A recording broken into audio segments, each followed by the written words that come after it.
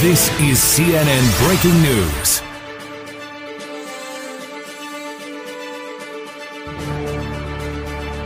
नाम है मनु और स्वागत है आपका श्वेता दर्पण न्यूज चैनल में। इस चैनल के माध्यम से आपको समाज, संस्कृति, विभिन्न प्रकार के घटनाक्रम की जानकारी उपलब्ध कराई जाती है।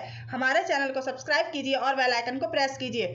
ब्यूरो चीफ वीना वर्मा की ग्वालियर से रिपोर्ट। कब और कैसे गुरु पूर्णिमा की हुई शुरुआत?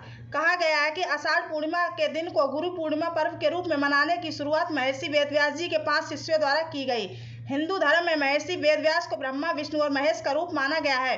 महर्षि वेदव्यास को बाल्यकाल में ही आध्यात्म में गहरी रुचि थी। ईश्वर के ध्यान में लीन होने के लिए वो वन में जाकर तपस्या करना चाहते थे, लेकिन उनके माता पिता ने उसके लिए उन्हें आज्ञा नहीं दी। तब वेदव्यास जी जिद पर अड़ गए। उसके बाद वेदव्यास जी की माता ने उन्हें वन में जाने की अनुमति दे दी, लेकिन माता ने कहा कि वन में परिवार की याद आए तो तुरंत वापस लौट जाएं। उसके बाद पिता भी राजी हो गए। इस तरह माता पिता की अनुमति के बाद महर्षि वेदव्यास ईश्वर के ध्यान के लिए वन की ओर चले गए और तपस्या शुरू कर दी।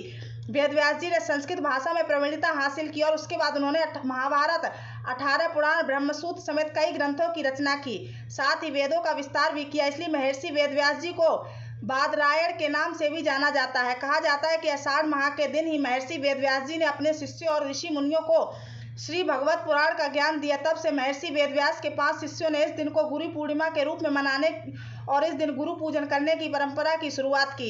इसके बाद से हर साल आषाढ़ माह की पूर्णिमा के दिन गुरु पूर्णिमा या व्यास पूर्णिमा के रूप में मनाया जाने लगा। गुरु पूर्णिमा का महत्व। शास्त्रों में भी गुरु को देवताओं से ऊंचा स्थान प्राप्त है। स्वयं भगवान शिव गुरु के बारे में कहते हैं, गुरुदेवो गुरु धर्मे गुरु निष्ठा परम तपः गुरु परम नास्ति त्रिवारम कथायति ते, यानी गुरु ही देवता है, गुरु ही धर्म है, गुरु में निष्ठा ही परम धर्म है। इसका अर्थ है कि गुरु की आवश्यकता मनुष्य के साथ ही स्वयं देवता को भी होती है। गुरु को लेकर कहा गया है कि हरि रूठे गुरु ठौर है, गुरु रेठे नाई ठौर, यानी भगवान के रूठने पर गुरु की शरण मिल जाती है, लेकिन गुरु अगर रूठ जाए तो कहीं भी शरण नहीं मिलती।